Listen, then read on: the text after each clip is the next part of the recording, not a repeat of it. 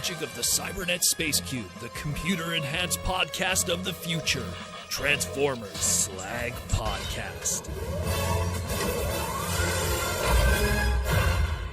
What's up, everyone? How we doing this Saturday night?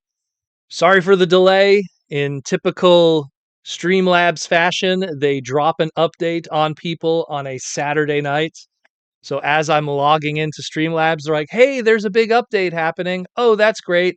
Oh, by the way, when the update happens, all your resolution of stuff is messed up.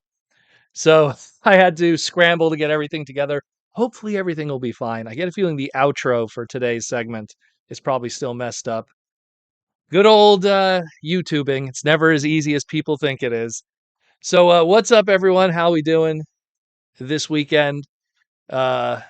We got a lot of stuff to talk about. Some cool stuff came in the mail. Had a good weekend for personal reasons because it was the Proto Man birthday weekend, although my birthday was a few days earlier, but we'll get into that later when we talk about what we got. But how we doing? Who do we got in the chat today? I'm glad everything worked out. I was worried that the live stream was going to fall apart. We got Flatline Girl, one of my patrons. We got the Black Staff. Giggity. How you doing, the Black Staff? Horned Owl, what's up, my man? Chavez, how you doing? Patrick Brown, how you doing? James, how you doing? Ninjatron, what's up, my man? I'll be seeing you in a few weeks. Will Murphy, what's up? Who else do we got? I saw some of the other patrons. Victory Sal, how you doing, my man? There's T-Formers 2002, patron and YouTube member. How you doing? I'll be seeing you also in a few weeks. BC Digital, one of my patrons. How you doing? Fawnheart, what's up? Navio, it's been a few. I haven't seen you, Navio. TFCon Twins, also someone I'll be seeing in a few weeks. The hype is real. TFCon is coming quick and awesome. People are still loading in. So let's talk Transformers. Once again, my name's Proto Man. If you're not familiar with how we do things here, what's up, Big Bot Bodega?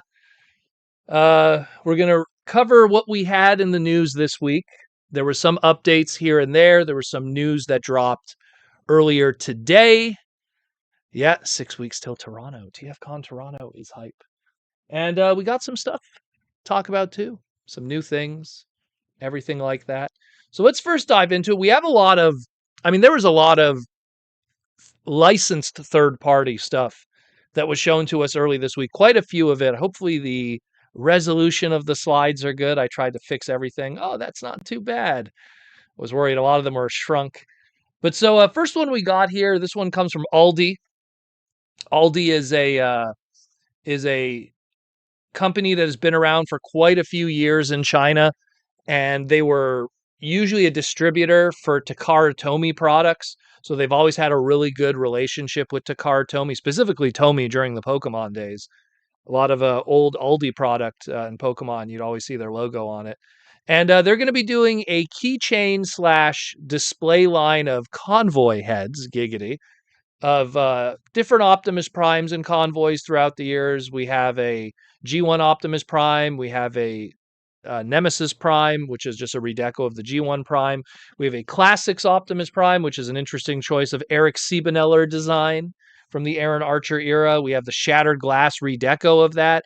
And then the headliner of this, the most interesting of the bunch, in my opinion, the Star Convoy. All of these have light-up eyes and can be detached from their nice little base and be turned into a keychain.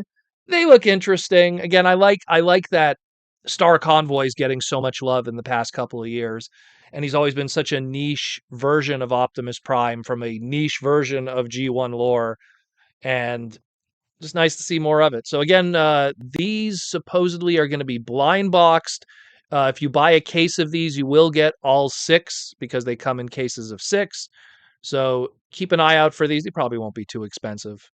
We don't have a price yet. We don't have a release date, but if Aldi was putting it on their Weibo socials, probably a lot sooner than you think. Then we got Blockies. Gotta love me some Blockies. This is going to be their latest wave of their wheels line, as opposed to their past wheel stuff. A lot of the Blockies wheel stuff that we've had up to this point in relation to Transformers have been leaning into IDW designs. This one kind of mixes it up. Yes, there still is some IDW exclusive designs, but there also is some other lore exclusive stuff. We got like a G1 Cup there. We got the IDW Blur from the Spotlight book. We got Transformers Earthrise G1 RC. If you really wanted to specify which G1 RC, we got Animated Lockdown. We have the Alpha Trion that maybe is based off of the Sakamoto manga from the Legends version, because there's only one other Alpha Trion that turns into a vehicle like a car. We got War Within Grimlock based off of the Don Figueroa design. That's really awesome. And then you got, G1 Sideswipe, you got some G1 Stunticons, you got an IDW Drift, you got a IDW Springer, and then the chases, of course, are more IDW Springers. Do you want metallic? Do you want clear? And then the other chases are lockdown. Do you want metallic? Do you want stealth lockdown? So I like that they mix this up. Maybe because I'm kind of burned out on IDW stuff. Like, it's just, hey man, give me that War Within Grimlock. Give me that, the Blur, mind you. I love that comic. But the fact that we're seeing animated designs as Blockies, that's really cool. And this makes me happy because while I love what Hot Wheels is doing right now with Transformers, thank you, Andrew, for becoming a member and joining. Wow, that resolution is large. I gotta shrink that one down. But thank you for becoming a member. The big thing here is that there's a good mix. And I like that because the Hot Wheels ones, like, we're not getting a lot of them. Like, what did we get? We got Bumblebee, Gold Bumblebee / Goldbug, Optimus, Ultra Magnus, Trax, and then a bunch, like, in terms of G1. And that took, like, what, a year and a half to get just that? So Blockies is already caught up to Hot Wheels in G1, numbers in just one wave. So, and these are the same scale, by the way. They're 64 scale. Let me, I have good old Mirage nearby here. I like the Mirage one. Very cool. Again, IDW Mirage. But, these are awesome. These are really awesome. So I can't wait to see more of these. I mean, the inevitable day when they do a G1 hot rod outside of the IDW designs. But just some of, the fact that we're getting some deep cuts, it's not out of the question. I could get a Nitro Convoy. I could get a Road King. I could get some of the really cool car designs. So, of the more obscure kind of Transformer vehicle lore. So I dig this. Maybe it's just me who's a big car dude, mechanic by nature, but very excited about these. Supposedly, these are showing up now in China. Supposedly. Welcome, Andrew, by the way. Welcome to the membership. And thanks for the love and support. If you want to join even more, we also have a Patreon for other stuff, which we'll talk about later. But yeah, very cool. So keep an eye out for these if you're into your Blockies, but more specifically, if you're into like the diecast 64 scale kind of thing that we've been having kind of a resurgence of because of the Hot Wheels Transformers. I'll probably be opening some Blocky stuff in the near future live on the live stream like I've done in the past. Because I might have a Japanese trip coming up. And so usually when I have these trips, because I know I won't be here on the weekend, I'll do an early live stream where we do some fun stuff. Crack open. So last time we did the Ninja Turtle live stream, if people remember seeing that one, which was fun to do. So we'll see. We'll see. But stay tuned for that. And the Blockies have been brought to you by Michael Koo. Next up, we got also, again, more third-party license stuff. We have YOLO Park with their AMK series. And we have two of the Beast Wars ones that we've been talking about over the past couple of weeks. Now we have the full color finals here. We got the Black Arachnia and we got the Megatron. And I mean, full transparency, I think Beast Wars is the greatest Transformer series of all time. So whenever we get really screen accurate, colorful character Beast Wars product, you got me. I don't like Funko Pop, but those Beast Wars Funko Pops made me go like, do I want a Megatron?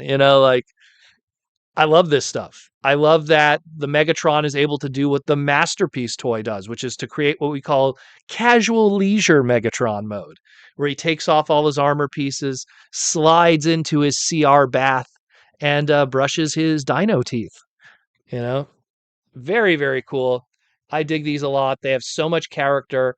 The uh, the AMK YOLO Park stuff that I already have of G1 stuff is pretty awesome quality.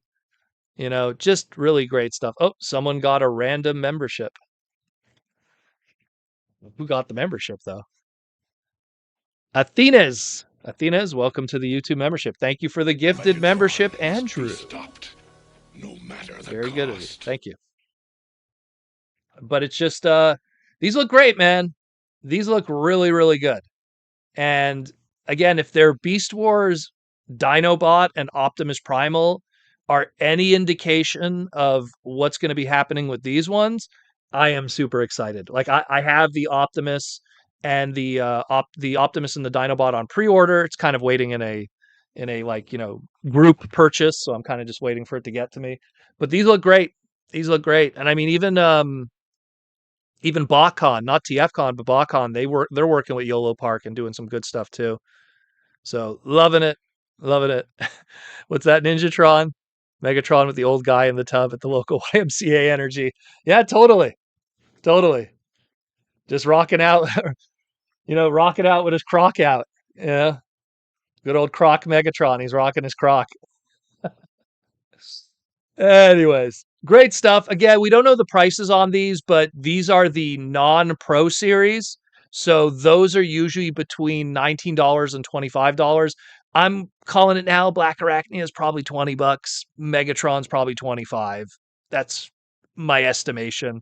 Because unless Black Arachnia comes with more accessories than what we see here, that's usually the case. Because they're always in that range for bigger and smaller characters. Little bumblebees and stuff like that are not going to be the same as Optimus's, so they created two different price points for certain characters.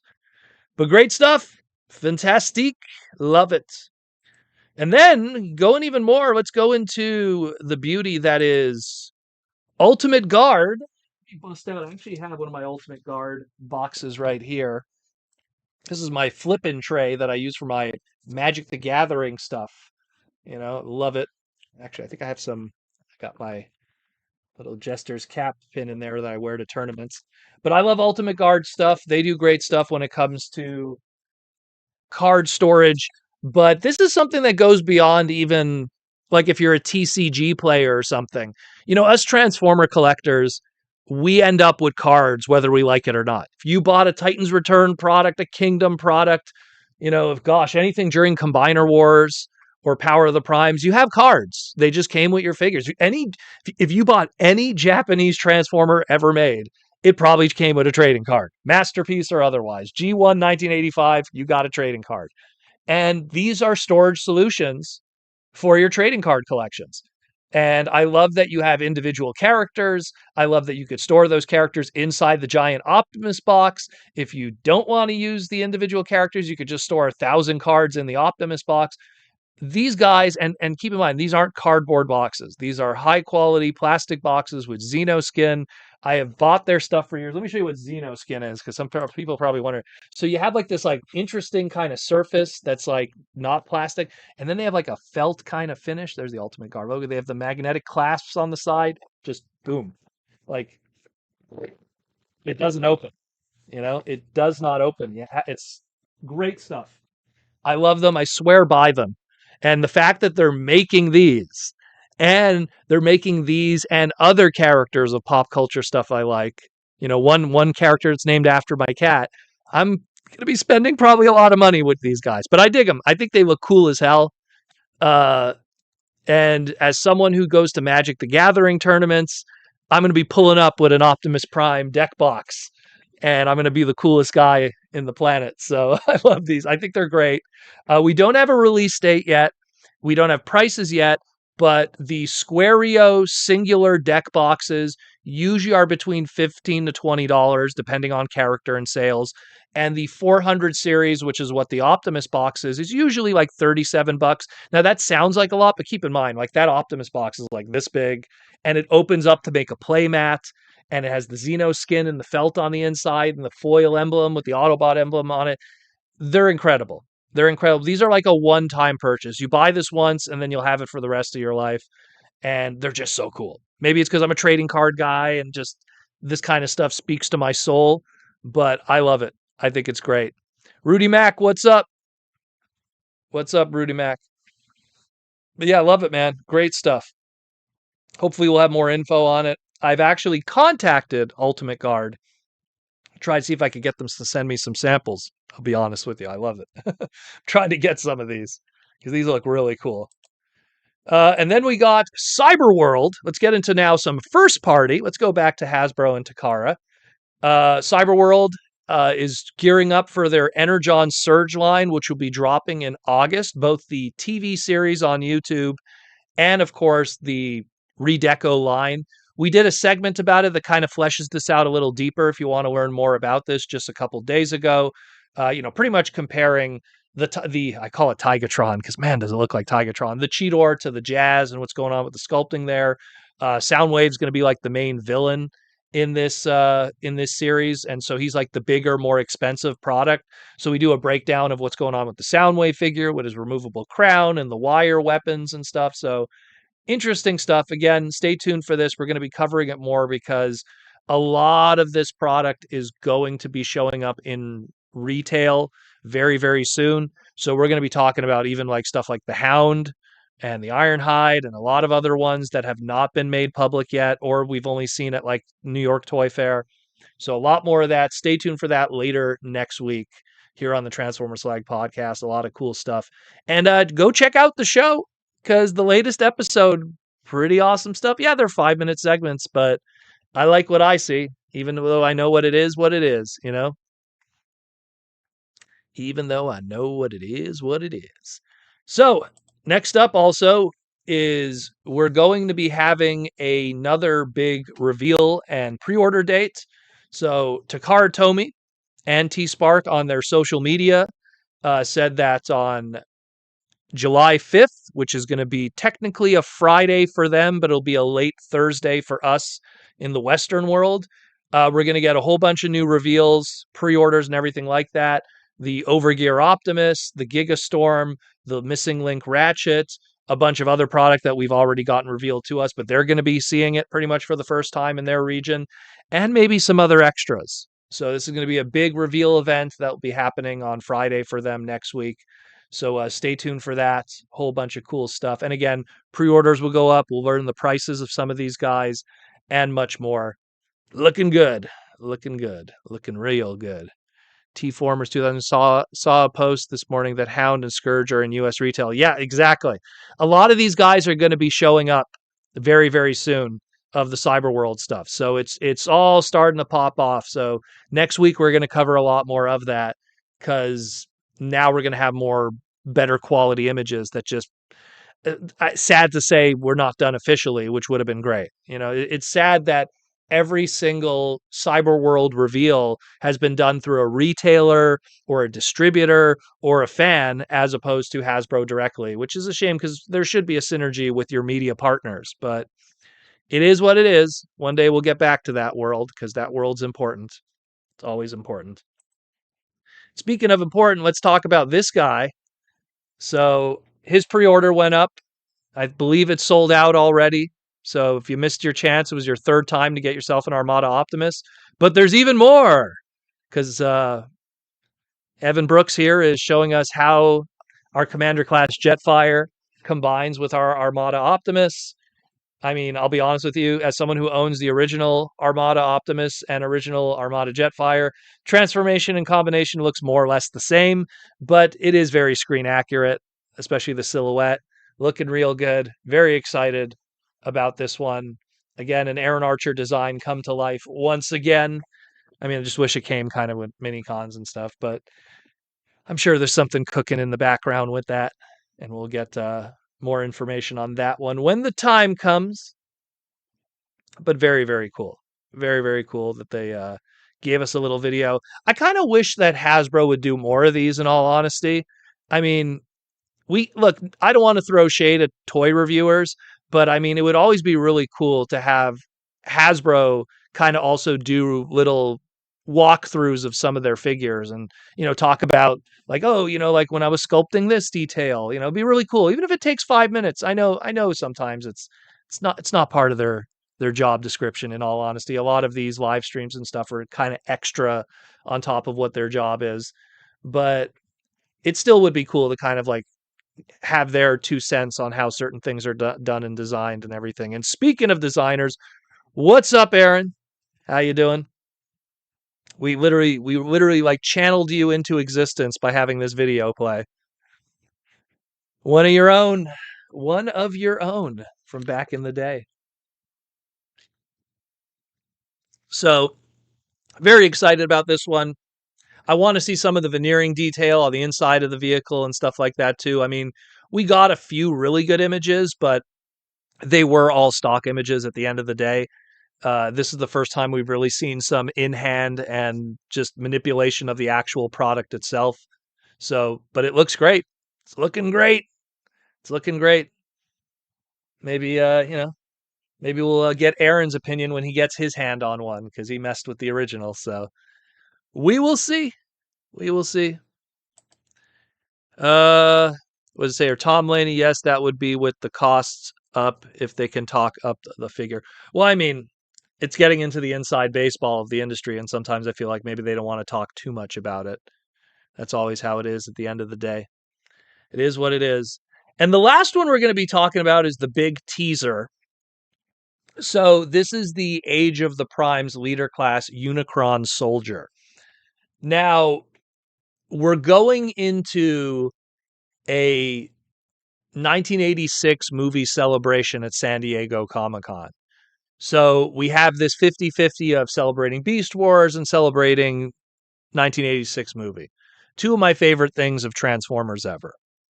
And this is going to be something that leans on the other half of that. Now you're probably saying, Proto Man, there was no Unicronian soldier in the 86 movie. And you would be correct.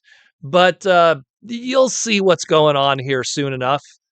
I believe this was something that was supposed to be a San Diego reveal. And well, that probably will not be the case. Much like how I believe Overcharge and two others were spoiled before the convention came around.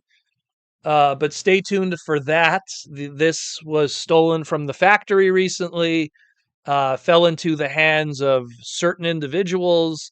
They're doing their teaser photos, and now they're selling it on a nondescript, you already know what I'm talking about, auction warehouse for $200, which will probably be bought out by toy reviewers to do seedy things with it, of course, as always.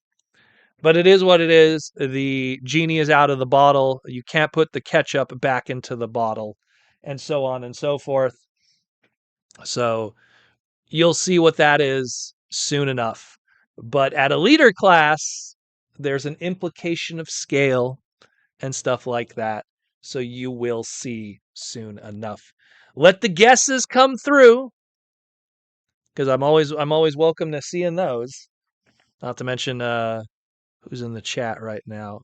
Oh, there's only one other Hasbro guy in the chat, but I'm sure they'd like to see your guesses also. Where's the other dude? Usually he's here. I guess he's busy. Either way, there's that. So, and that's it, like more or less for the news in terms of stuff. But we got a lot of stuff in the mail, so there's still more stuff to discuss. We got a super chat, Disciple of Magnus for $5. Thank you, Disciples of Magnus. If they made a 2-pack of Armada, Optimus Prime, and Jetfire, what would you want the packaging to include? In my opinion, mini-cons. Mini-cons, or alternatively, taking the tooling that we already have of the Star Saber sword that was just exclusively with the Nemesis Prime or Scourge, and doing a new redeco and including it with that. Do a clear blue or something, just giving other people another opportunity. I always feel when you do 2-packs or multi-packs of pre-existing product and you're not going to change that product too much, then give an incentive for that to be in there. Japan would do that a lot. They'd be like, oh, we're going to do a 2-pack of 2 characters, but we'll give a little something extra to kind of like sweeten the deal. And then, of course, the completists who want that little extra will end up buying everything all over again, which unfortunately is how things work, you know? I have been buying the Kaido cards. Those are good Transformer cards. I have quite a few of those too. I try to collect all the Hot Rod ones across all the different waves and stuff. But I also have Kayo also did the Transformer 1 cards, remember, which I sadly still don't have a complete set. You could buy boxes and boxes and it'll still take you forever. But yeah, stay tuned for that. You will see. You will see more and more. And thanks for the super chat, Disciple of Magnus. So let's get into some quick sponsorship stuff, and then we'll talk about what we got, because it was birthday Proto Man. So we got some cool stuff, and a cool thing also showed up on my birthday too. So we'll talk about that, because I'm sure everyone wants to talk about it. Let's see if all the slides are messed up, though, because of the live stream update. Symbiote Studios, plush pin and t-shirts. We're going to be having a Symbiote Studios San Diego Comic-Con reveal very, very soon. Stay tuned for that. Hasbro is now doing their San Diego reveals. We're going to be having a Transformers San Diego reveal very, very soon from the action figure nature, but not only action figures, also in that of plush. So if you have not picked them up, go check out symbiotestudios.com. Pick up your official Transformer plush licensed by Hasbro. This is the real deal, yo. And they also have other cool stuff, t-shirts, pins, all kinds of great things. They'll be at San Diego Comic-Con with their huge booth. I'll be chilling with them as always. And it's 43 Big Bot Bodega. I'm 43 years old. Yeah, 43 and unshaved a little bit today, but that's because I was out with the little lady. We'll talk about that in a moment. But yeah, check it out, symbiotestudios.com. And of course, there we go. There's the bad scaling of everything because of, unfortunately, the live stream program messing up. That one screwed up. Is the Magic the Gathering pins okay? The Magic the Gathering pins, there we go. Worked for a second. There we go. Well, and then you got the Magic the Gathering pins. Go check that out too. All their great stuff from Symbiote Studios. Check them out. Oh, and the Toy Armada slide works though. Okay, well, good enough for me. Also, check out the Toy Armada with Aaron Archer. Whole bunch of cool segments. Aaron's been super busy on special projects right now, which one day he'll talk about. Hopefully sooner more than later. So check that out, the Toy Armada with Aaron Archer. If you enjoy listening to me over here, go listen to me over there. Talk with the man who created your childhood, and then some, Aaron Archer. And just enjoy, hearing about the history of stuff. The last segment that we did was, of course, Transformers Classics, breaking down the history of that and how that all started to be. Check it out, yo. Very cool stuff. And, of course, go pick yourself up a Posca painting from Aaron Archer at archermonster.com/shop. Own a piece of Transformers history. He takes the original 20-year-old instructions and paints the character of said instructions on there with his own 2 hands, with his own messy hands covered in Posca and paint and all of that. And you own a one-of-one piece of history. You could frame it, put it on your wall. He'll sign it for you. It'll look great. Go check it out. archermonster.com/shop. Check him out. These guys sell out. He just sold his Soundwave recently and a few others. And he did a great Galvatron that just got sold. So check that out. Yo, archermonster.com/shop.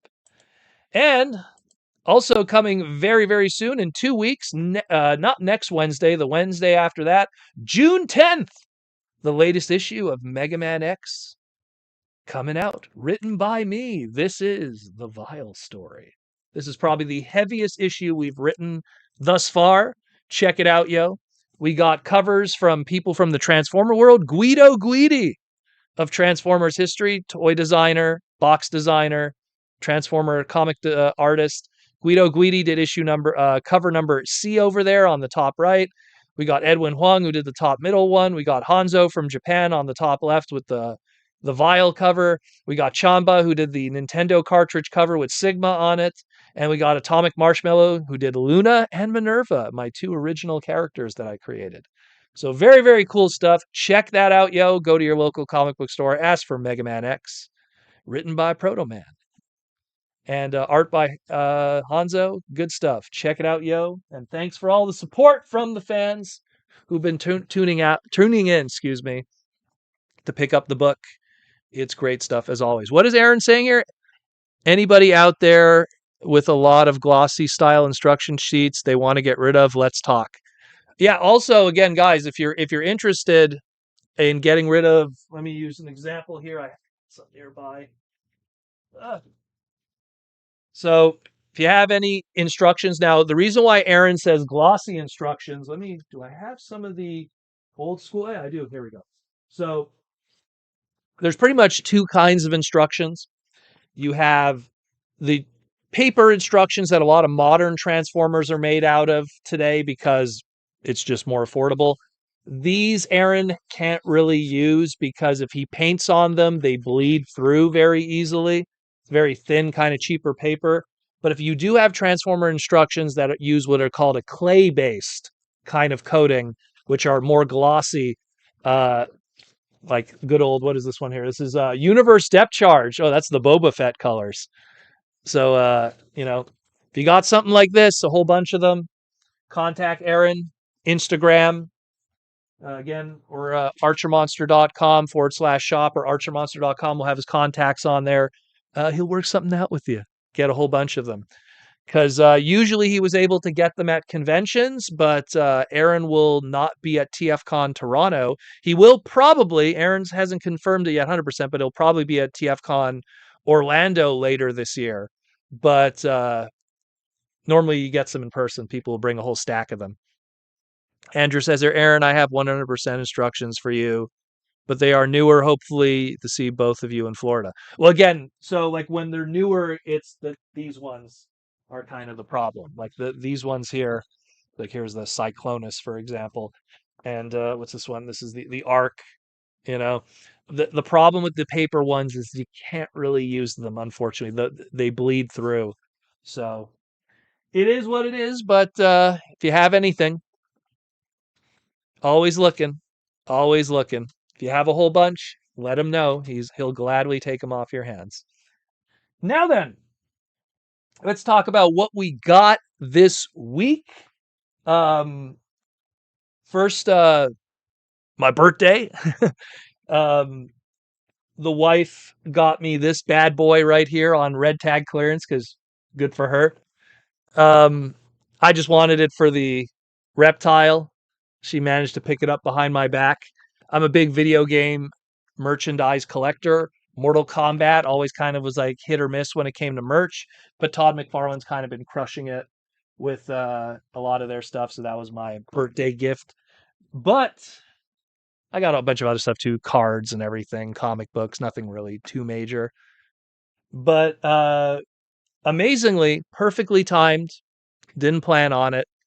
Yeah, Reptile's awesome. He's my favorite character from Mortal Kombat easily. And they put him in a 2-pack, which is like great. Either way. So perfectly timed. Doorbell rang on my birthday. Opened the door. And there was a big old thing waiting for me at the door. Big old thing. So let's because I don't really do the toy review thing, so I'll just give my 2 cents right here. Haslab Lyo Kaiza. Gatai Lyo Kaiza. Fantastic figure. Probably maybe the best Haslab, if the second best Haslab of the Transformer stuff, if you don't count Unicron. I don't count Unicron. Unicron is truly what Haslab should be, but of the Haslab other stuff, this is probably one of the best things that they've ever done. Great design, great articulation. Like the fact that we have combiners that have this kind of like articulation is fantastic. My only complaint is when you mess with this, especially when you're talking the individual limbs and stuff, this could have been a retail product. I love it. It's great. It's fantastic. It could have been a retail product. Now, and here's another thing that's kind of a shame. This is how it's going to be on my shelf. Like, no joke, it'll be displayed like this. We didn't need this. Literally, there was one box that was included with this of stuff. All of this I'm never going to use. All of this. Maybe I'll attach the weapon. Maybe. I'm not going to use any of this. Look how much plastic is in here. The stands, the weapons, all this stuff. If you would have taken $20 off of the final price of the figure and not include this, I don't know how many people that would have been complaining, to be honest. It's going to sit in this forever. This entire tray number 2, or I guess it's actually that's Cybertronian, but you know what I mean? Like, I don't know. That's the kind of the shame of that, is that there's a lot of great stuff there, but then there's just one tray that's in that box that I'm just like, did we need this? We really didn't. But the great bonus was having good old Death Cobra. This is what actually makes it for me more than anything. I own the original Lio Kaiser. I don't mess with it. You you can't even see him because of the angle here. He's behind this box here because that's my victory area. But I don't mess with it because of the gold plastic on good old Kill Bison over here. This guy was a GPS nightmare on the original.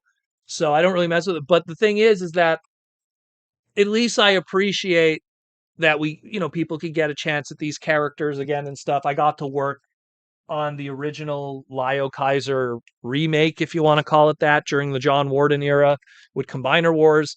That was kind of a hot mess. It was just a whole bunch of re-existing tooling and trademarks that really went nowhere. It's a whole story, but it was still fun to do.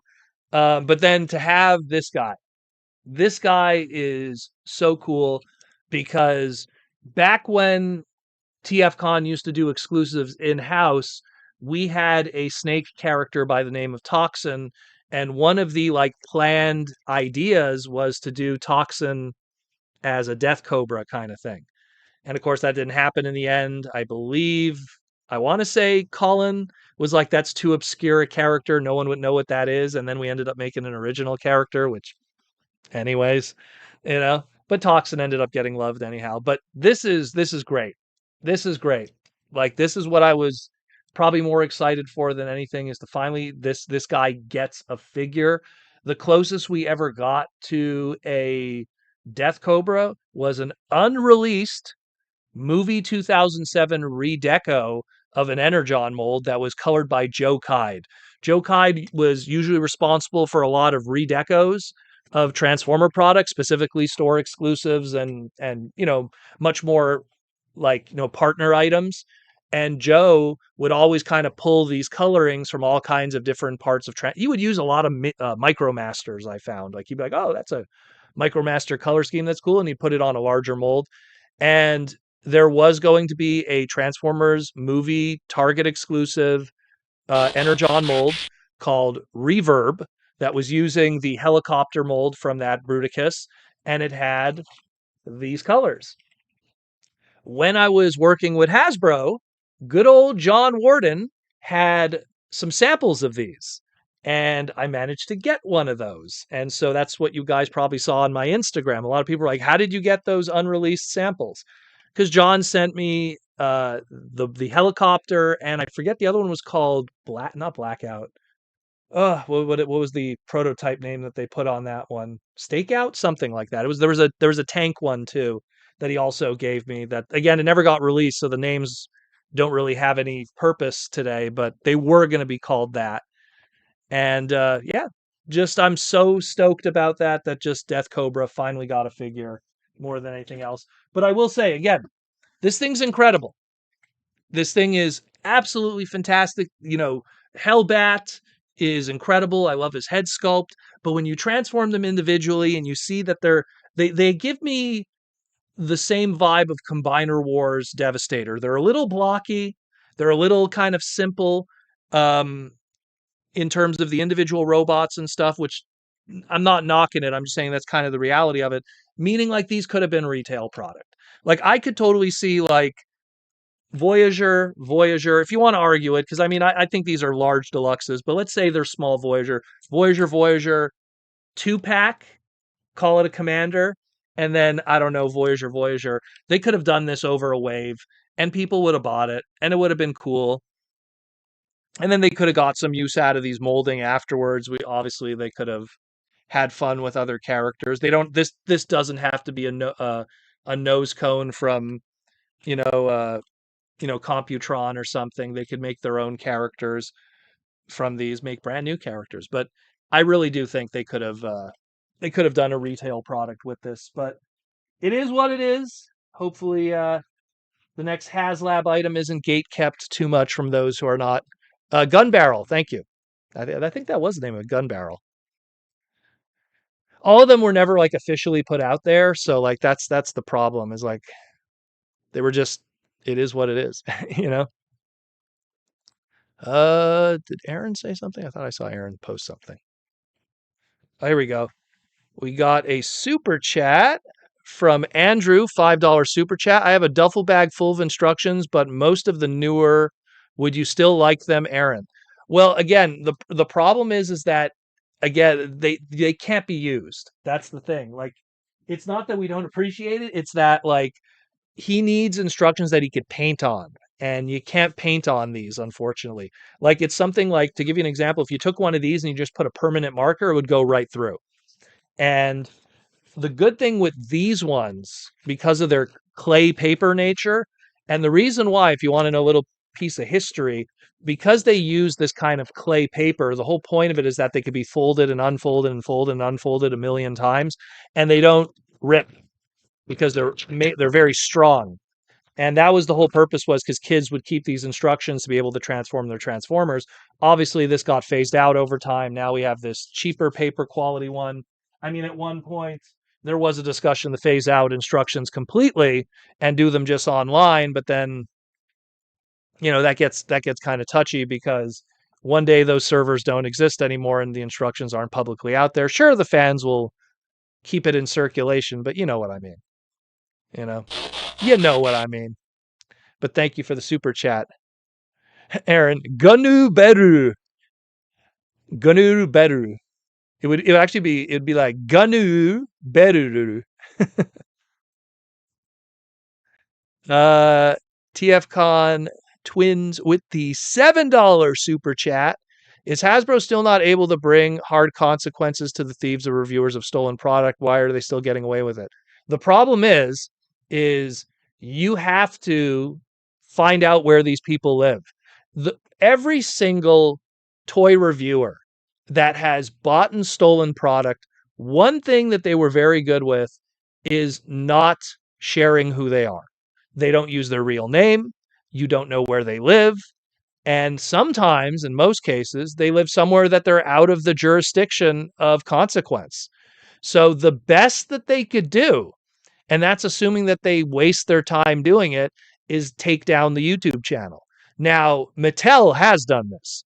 People have bought and stolen Mattel Jurassic Park stuff from their, I think it was their Amber series that they call it. Like how we have Black series for like Star Wars. They have like the Amber series or Amber collection, I think it was called. Someone bought some stolen Jurassic Park product and then reviewed it, and then Mattel took out their channel because they were like, hey man, like we didn't even like reveal that stuff yet. That stuff's still being made in the factory. Hasbro's a little loose with that. They don't want to waste their time with it because in order to get their hands on these guys, it's not as easy as you think. If they were a local individual that was within distance, it's one thing, but some of these reviewers are located either in Asia, Australia, or the UK. And it's just not worth the headache. That's the problem. That's the unfortunate truth. So trust me, I'm not a fan of it either. Again, just like I talked about in my Thunderwing segment, the fact that if that Thunderwing figure falls in the hands of reviewers and they still don't have that Thunderwing trademark put under in patent, it's like, what is going on? So It's a whole talk. I talk about it way too much, but it is something that's always a bother, unfortunately. What does Aaron say here? The Posca paint are too wet, and on the instruction paper will break down the fibers of the paper. Yeah, it'll fall apart. That's well, it's like putting oil paint, pretty much. It'll just completely eat away at the paper. It's you need a gloss. You need something that a gloss has like a water protection. It's like it's like having a gloss on a car. It's so. But thank you for the super chat. Thank you, thank you. TFCon Twins. Mad Lad Eats. Sounds yummy. With the $5 super chat, does anyone else feel like they've been priced out of the toy market? It's not just Transformer. All toys are ridiculously expensive. Well, Mad Lad, it's really a balance of two things. It has to do with companies and the cost of plastic. We'll start with the cost of plastic thing first. Plastic comes from oil. Oil, unfortunately, is a finite asset that always goes up in price. It never goes down. And it's something that is just always a heated discussion. Every Transformer toy is made out of oil, whether you like it or not. That's what plastisol comes from. The flip side of it, which I do agree with you, is certain companies, some present company, tend to conflate their prices of their products because they have a lot more profits that need to be made. When I look at a good example, and it's not just a bias because they're making the Mega Man product. When I look at Jada Toys, right? Jada, maybe because they're a die-cast company first and then they're an action figure company, their stuff is very affordable. Super articulated action figures that are very affordable. I wish I had a Street Fighter item to show you because the Street Fighter ones are more comparable to, let's say, a Marvel Legends or a Star Wars Black Series. But I guess they don't have bigger profit margin expectations, so they could ask less and make less of a margin on their profits. Where Hasbro, unfortunately, there's this race to the top for their investors. And like I talked about last week with Chris Cox and his interview that he had with the game business, it's always about keeping costs down, raising profits, keeping costs down, raising profits. And that balance of that leads to if you're going to buy a Hasbro product, it's going to be more expensive for a comparable product that's from, say, a smaller company like a Jada Toys or a Jazzware who kind of has the Pokemon brand right now, and a few others. So it really has to do with where you buy your stuff. Transformer product, I will 100% agree with you. They are expensive. They are expensive. And the thing that's the funniest of all, my next door neighbor that I grew up with, shout out to you, Victor, he was a Toys R Us head manager for 6 years before he moved away and like did better with other companies. But he was a Toys R Us manager for 6 years. And he used to tell me, he's like, here's how it works. What we buy the product for is not what it costs Hasbro. When we put the product on sale, we're still making profit. And the reason why he would tell me that is if you go to Walmart and all of a sudden, like this deluxe that should be on paper $24.99, $29.99, and Walmart is asking a clearance, or this is a Kmart sticker, but whatever, $7.99. That means that even the company that sells it for $7.99 is still making profit. The manufacturing costs, the gap between the two is tremendous. I have, and I can't share these publicly because it would kind of identify the individual that I got them from, but I have the old worksheets. Aaron, did you switch accounts? Or do we have an Archer Monster and a... Anyways, I'll read your stuff after because it's important too. But he showed me the old worksheets for Beast Wars product, meaning like the order forms from when Kenner was having Beast Wars product made in China back in the day. This was like early Beast Wars Kenner stuff. And it was crazy. It was crazy how low the cost was. where it's like, this is how much it is for the product, and then we're going to ship this to Quebec afterwards, and this is how much it's going to cost for the packaging assembly. And you could argue that the shipping in between, but it's done by freights, and it's more than one thing at a time, so it's like it's not even a comparable cost. It's insane. It's insane how like something that could be, and again, I don't want to say specific numbers because it might pinpoint, but 20 cents a unit, and then they ask $39.99. 20 cents a unit, $39.99. That's why Jada could ask 20 instead of 29 because they're still making profit, just they want to make less profit. Hasbro, they have so many investors they have to answer to. I'm not trying to make excuses for them. It's just kind of how business is for a Fortune 500 company and, dare I say, the largest toy company in the world. What did Aaron say? I want to just read that too. Archer Monster, aka Aaron, says toys have traditionally been a volume business. With the retreat from the kids' aisle, modern collector volumes are lower, so prices do go up. Add oil high, crazy. Well, yeah, and that falls into it also. What Aaron is saying is what happens is less people are buying, but Hasbro doesn't want to turn to their investors and say money went down. So the sad thing is whenever you have to, and these are the biggest problem for us as toy fans is the stockholders, the investors in companies, because they aren't fans. They don't care about the product. They just want to hear, oh, this Q3, it went up. They never want to hear down. They only want to hear up. Q3, Q4, Q5, Q6. Well, there's no Q5 and 6, but it's like they just want to hear every quarter, that it went up. And if Chris Cox, prior to that, Brian Goldner, has to go to an investor call and tell them, hey, we didn't do well for XYZ, all they're going to say is, well, you better figure out a way to fix that. Otherwise, I'm going to take my stock and put it somewhere else. I'm going to put it with Microsoft. I'm going to put it with Amazon. I'm going to put it with Google. These people do not care. But unfortunately, they are the most valuable people to some of these companies because some of these investment holders, especially like for some of these investment holders who don't care about toys and they're big companies, that have investment in Hasbro. And the fact that they're like, look, we're not going to keep the money with you. If we're losing on our dividends and everything, what's the point? So that affects everything because then it's like, okay, oh my God, then that means we need to get profits for next quarter. Increase the price of this, increase the price of that, cut costs here, cut costs there, fire these people we have to. And it's not just in the Transformer bubble. We're talking the entire company. People could get laid off. This toy line might suffer. That toy line might suffer. I mean, look, the one thing that I didn't talk about in the news today was the make-kits that Hasbro is working on.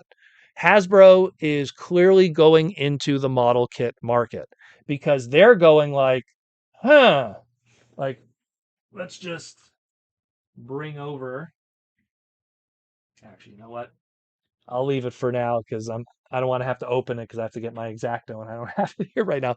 But Hasbro is clearly seeing the ease of money and profit that's coming from companies that license from them. Blockies, Flame Toys. And Blockies recently started doing Star Wars stuff. And their Star Wars stuff is bigger than their own product, just as articulated, and half the price. And that's a coming to God moment for Hasbro where they're going, we've tried models before. Zoids, we've tried to have the model kit element with Beyblades during the early plastic gen, and it was always hot or cold. But the beauty with model kits is it is a huge cost-saving measure because the customer is the factory assembly member. Instead of you getting the product completely assembled, they could just take it off the sprues or leave it on the sprues, depending on the product, and then you assemble it themselves. And that's how Bandai of Japan became the largest toy company on that side of the globe. Bandai of Japan smokes Takara Tomy over there. Not even close because of Gundam. Gundam is completely a customer assembly product. They just, here's the sticker sheet, here's the molds, the sprue molds, and then have a good day. Have a good day on those runners. And the box, my goodness, a Gundam box. The top side of the box is gloss with all the art. The bottom of the box is corrugated cardboard that could be thrown out, you know? And people eat that stuff up. And Hasbro, 60 years later, after model kits really took off, 60 years later is now finally kind of going like, maybe we need to get in on this again. They've tried before. Again, Zoids is a big part of their footprint with the Karatomi, but look at Zoids. I mean, Aaron could speak for Zoids. Like it never finds its place in the Western ecosphere. It's really just a Japanese kind of thing. They try, it never works out. So we're going to see what happens with that. We really are. Like, it's just, prices are never going to go down. It's just the reality of it. You have to do what I do, guys. Look, I always let you guys know what I buy. Like, here's what I got this week. Here's what I got this week. How many times do I show, oh, look at this Transformer product I got this week? Oh, look at this Transformer product I got this week. I wait for sales. I always wait for sales. Cringe McCringle, who I don't know if he's in the chat today. Cringe McCringle picked me up the Cyber World Scorponok for like 20-something dollars as opposed to the $89.99 I would have paid here in Canada. I can't. I love Transformers, but I will pick and choose my participation because the sad reality is I'm not made of money. I make just as much money as you guys. Maybe I make a little more because I do car mechanics, but at the end of the day, I got mortgages to pay for. I got other things I got to pay for. You know, gas got to go in the car, another mouth to feed, a couple of little mouths to feed. You know, it is what it is. Oh, it's $15, even cheaper. Now think about that. Cringe McCringle was able to pick up the Cyberworld Scorponok for me for $15 from Walmart. Now, what does that tell me about manufacturing costs and how much the profit is at a full MSRP? It's ridiculous. It's ridiculous. So I almost don't want to kind of, you know, if it's a character I really love, like a Hot Rod or a Shockwave or something, okay, I'll buy it full MSRP. You know, I want to have that character mint in box and everything. But I'm looking at so much product that I bought that was on Black Friday sales, clearance sales, Amazon sales. There's always a sale. It's that joke that I made in December. You have Black Friday weekend, Black Friday on Sunday. Then you have Cyber Monday 2.0. Then you have Christmas sale, Christmas Day sale, Boxing Day sale, which is after Christmas, you know, Christmas Eve sale, end of year sale. They're just in that November, December, early January bubble. They're just trying to move product in this very, you know, money moving society that we live in. Always be smart with your money. Media Max, sorry, Proto, but I think all us U.S. fans waited for sales. The brands would be dead. No, well, here's the thing, right? Here's the thing. That would be correct. You would be 100% correct. In the same way that it's like, look, there's musicians and singers that me and you don't listen to, and they proliferate and still exist. You know, where it's like, I don't like Taylor Swift. I don't listen to her music, but by me not listening to her music and like it, does that somehow sacrifice her of making her millions of dollars? There's other people that will go see her concert and make sure that she makes her money. And the reason why I make that comparison when I talk to you and say, wait for sales, just like I do you think that's going to stop the thousands of, and I use the term whales, that pre-order every product day one and it sells out on Hasbro Pulse and they buy it up? Look, have you ever gone to a TFCon or BotCon where there isn't cases and cases and cases and cases of brand new product that's waiting for you there that was bought already from people? I don't think me doing that or you doing that, or literally if all 100 people in the chat here today, if they all did what I did today, it wouldn't even put a dent in what's really going on around the world for Hasbro and their profits. So I wouldn't worry too much about it. And this is coming from a guy who is a Transformer completist. I would buy everything, but I'm priced out myself. Buying 4 deluxes is groceries, where back in the day, buying 4 deluxes was not groceries. Buying 4 deluxes was like a good meal at a good restaurant at best. You know, 4 deluxes was $40. And it sounds so weird to say that. 4 deluxes when I was buying Armada product, Energon product, Cybertron product, Movie 2007 product, all of that whole span, $40 for 4 deluxes. That's how it was. Obviously, inflation's a thing. Plastic prices go up. But the unfortunate thing is costs have gone up, but the wages of the average person doesn't go up. And again, I'm lucky that I have a good paying job, but I also have other expenses in life and I can't be irresponsible. And that's what I don't want for other people too, is to be irresponsible with their money. Be smart with your money, spend it where it makes sense, and you could still engage in this hobby in a multitude of ways and you don't have to go broke doing it. You just wait. And in all honesty, if you can't wait to pick up the product on sale later, then maybe you didn't need to have it now either. Unless you're like a toy reviewer, I don't see the rush to have the product right away. You'll be able to enjoy it later. Look, I was fully expecting to get this Haslab Lio Kaiser like in August, because last time Hasbro has sent me a Haslab, it's always after the fact. What happens is they send out the product. They need to have a few extra on the side in case of replacements, damage, QC, missing parts, whatever. When all that's said and done, then I get mine. That's how it's been in the past, with the exception of Haslab Unicron. That was a special case.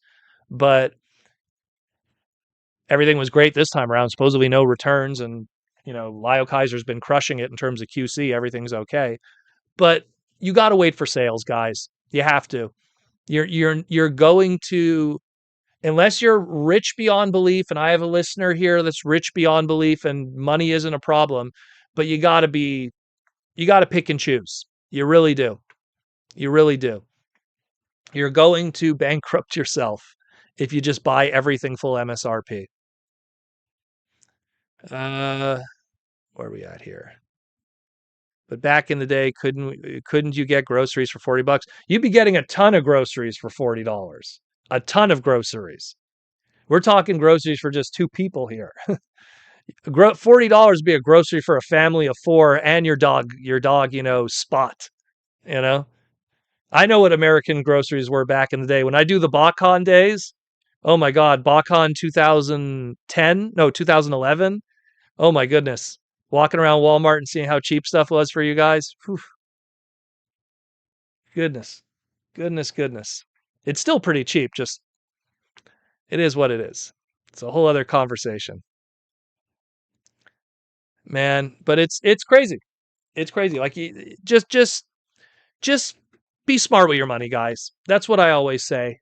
Like, I always have this argument with Jaws D sometimes, because Jaws D, he loves his video games. I love my video games too. Jaws D loves buying video games day one and then putting them in a queue and not playing them until he has the time.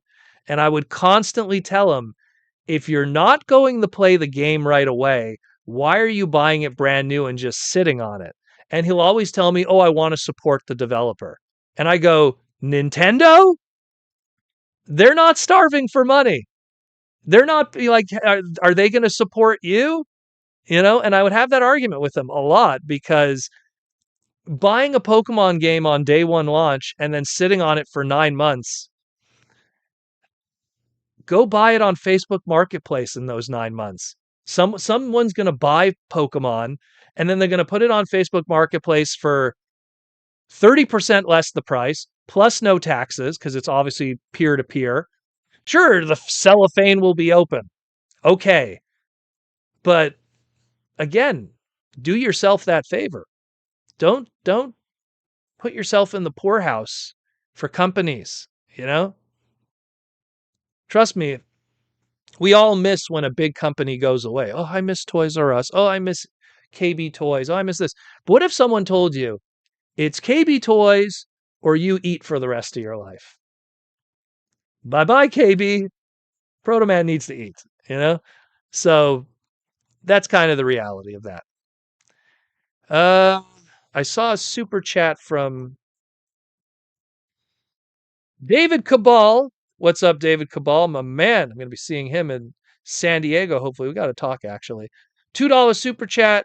Were you a WWF or WCW guy during the Attitude Era? So, just to kind of answer this one, um, I got into wrestling because of my uncle. My uncle was a WCW guy. I, being the typical kid of the 80s, was a WWF guy. When the Attitude Era kicked off, I'll never forget. Again, my birthday is May 27th. Why don't you look up what happened on May 27th on Nitro in 1996? So that was when Mr. Scott Hall came out and started the NWO. I was watching both. If I had, like, I was a WWF guy when Brett was there. And then when Brett went to WCW, I was watching WCW more because Brett was there, but I still was watching the WWF because The Rock was amazing and Stone Cold was crushing it and Kane was cool. And I mean, if I had to pick one, I've always been more of a WWF guy just in terms of volume, but there's cool stuff on WCW too. Dusty Rhodes is one of my top fives, start with that. But it's always been more WWF, aka WWE, the unspoken word. For life. And that shows how I even remember those dates. I even remember where I was when Scott Hall came out. I was in my mom's bedroom on a Saturday morning because they would play Nitros on Saturdays, and for us in Canada. And I remember watching that and going like, "Oh damn, that's Razor Ramon. What is he doing out here? You don't know who I am, but you know why I am here."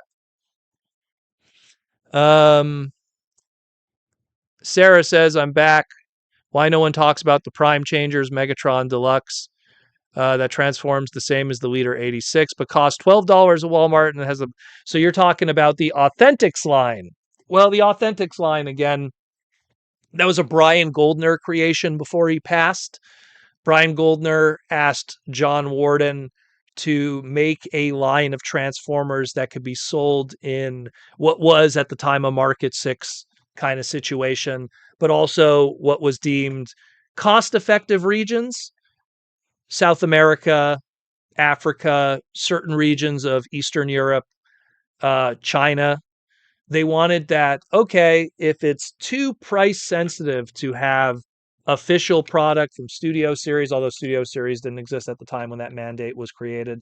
But let's say, Combiner Wars or Power of the Primes at the time, you know, if it was too expensive to have that official product, is there a way to make we use the Canadian term Zell brand, but a house brand kind of Transformer product where it could be affordable? Do I have the RC nearby? I think I put it away. Oh no, it's right here. One moment. I always keep it nearby because it's a good example. So the Authentics RC, can we make a product that's like 3 hits of deco paint, three different colors of plastic. Everything is straight up just friction plastic. There's no pins. I mean, geez, it's mushrooms for the wheels, like mushroom plastics for the wheels, like no pins, no nothing, no screws, as cost effective as possible in an open-ended box with no plastic window that'll cost like literally probably 2 cents to manufacture front to back with the packaging. And then you could ship it out to South America where a $29.99 transformer might be game breaking for Brazil or somewhere in Argentina. But if you put it at $5, you could still have the brand available in those regions officially, in regions, by the way, that bootlegging is very prevalent. So that was kind of the whole thing with authentics. And that's why you end up with a lot of authentics that feel like, oh, this is transformed similar to this Optimus Primal product or this transform, because it's kind of the same vibe. Just how do we make it but cheaper?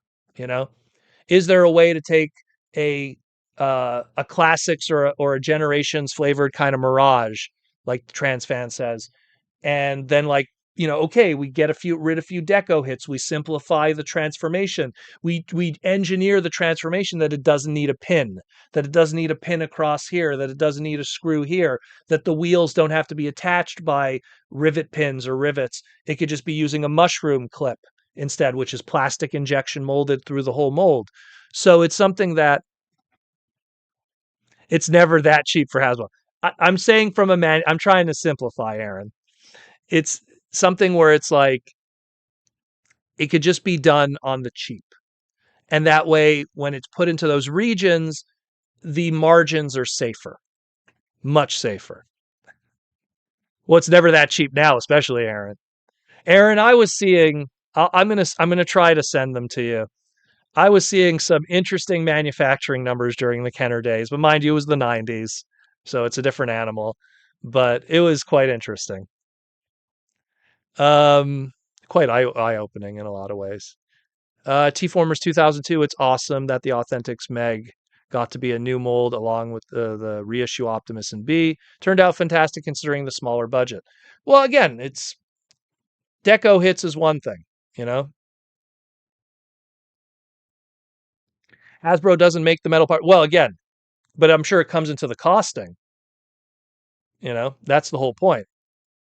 That's the metal is something that's in the factory. I'm pretty sure that probably is part of the assembly process and the costing. Die-cast is a lost art. Well, I mean, to a degree. Where are we at here? MediaMax Proto. Does Hasbro have the copyright for Convoy? No, they do not. I don't think they'll ever have Convoy as a copyright. Do they care? Does Big Convoy count for every convoy? And Big Convoy would just be Big Convoy. That's it. The thing is that you reach certain verbiages that you just can't. Like Ratchet. You could have Autobot Ratchet, but you can't have Ratchet. Like otherwise, like Snap-on Auto Parts would be being sued by Hasbro. Every time.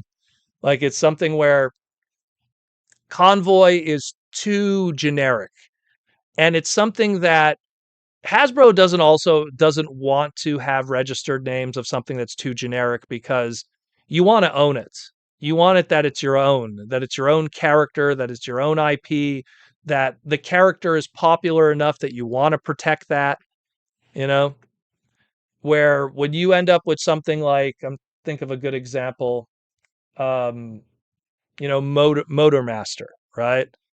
Motor Master, it's like, okay, this is a trademark that we're going to use for a combiner guy once in a while, maybe a black repaint of a truck here and there. And then you ask yourself, like, is it worth it to keep it that long? Is it worth it to have a name like Motor Master? Shouldn't it be something that's a little more unique? Is there equity in that name? Meaning, like, if we didn't use Motor Master anymore and we called him something else, like, King of the Roadtron or something, is it worth it? That's where that's where it gets subjective. Hot Rod, as I'll use it as an example, went kind of through that. They lost Hot Rod after 1991. Mattel had it for a bit, and then Hasbro kind of had to, you know, oh no, like it's going to be Rodimus Major, Rodimus Minor. Maybe it's just Rodimus because we could own that.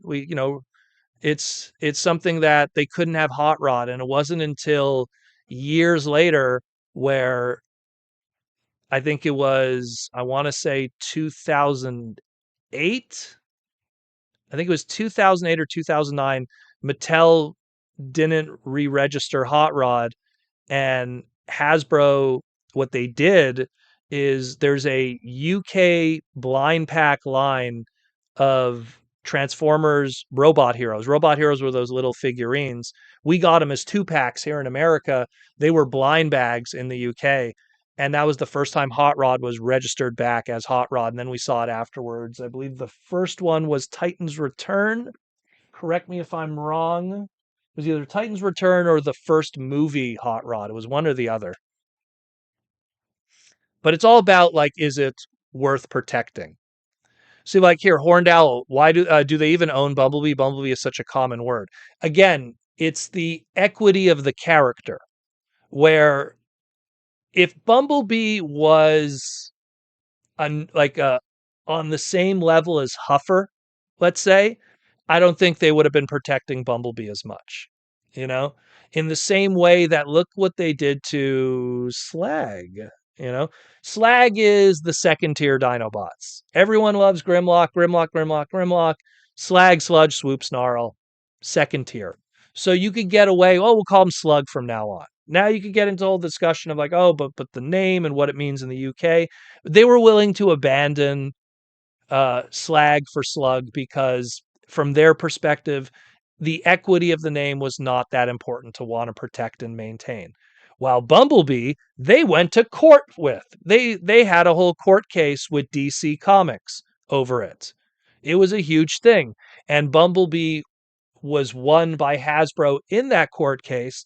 And the big reasoning why Bumblebee won that court case for Hasbro was because the argument was that while Bumblebee, the DC Comics female character, did predate G1 Bumblebee 1984, she was never featured in a trademarked product. She was a character featured in the new Teen Titans and Teen Titans comic book by DC Comics, but there never was a comic book My with her devour name on it, must be meaning like she's the stopped, title of it, no matter or the was she a cost. product, which this only became a problem when they did the DC Superhero Girls high school line. That's when this all started to come up and be an issue. Um, Joseph. Joseph with the question, thoughts on Hasbro SDCC exclusives. Huffer is the best. I like the GI Joe 2-pack that they did with Shipwreck. It's always good to see more female Cobra characters getting new sculpts and stuff like that. Aside from that, I don't know. Like some of the other exclusives are kind of like, I mean, they're obviously deep cuts for people that appreciate them. I kind of like the 67 Spider-Man one, but I mean, I would just want the 67 Spider-Man figure. I don't need Lizard and Electro, in a big expensive box set. I have a little nostalgia for the 67 Spider-Man. I got to meet uh, Peter Soley, who was like the original voice of that Spider-Man at a convention. He's Canadian. He was born in Toronto, so I got to meet him a few times. He passed away, unfortunately, but he was really cool dude. Really, really cool, funny guy. Um, he did Marvel voice acting until he was 87 years old. Imagine. He's a lifer. But I mean that one's cool too. But again, 3-pack. I'm not gonna pay San Diego Comic Con money for a 3-pack where I only want one of the figures, and it's gonna be the one that everyone wants. And I'm already seeing people online going, "Oh, I'm gonna want multiple just for the Spider-Mans because they want to do the meme where they're all pointing at each other." So it's like everyone's gonna want that Spider-Man. So, and then all the other ones, I don't know. I saw like what was the one that they showed recently? Um, they showed the Dragon Ball ones. Those are all like recolors. Hey, do you want like, a translucent colored hair Gotenks, and all of that? Nothing like too unique. The Goten's kind of cool from the Namek saga, but I'll wait. They're again slowly. All the exclusives are being revealed. I'm sure there's going to be stuff that's going to be hype. Last year there was a lot of really cool stuff I was excited about, both from Hasbro and other companies. But this year, we'll see. We'll see. It's still early. June is the month where they reveal all the San Diego guests and everything. Although what's cool is they announced Frank Miller is going to be there again. So I'm going to try to meet Mr. Frank Miller. Yeah. Rodimus says the Dragon Ball ones were so. Yeah, the Dragon Ball ones, unfortunately, they're all like, hey, all these SH figure arts you already have. Do you want redecos of them in metallic and translucent colors? Yeah, I'm okay.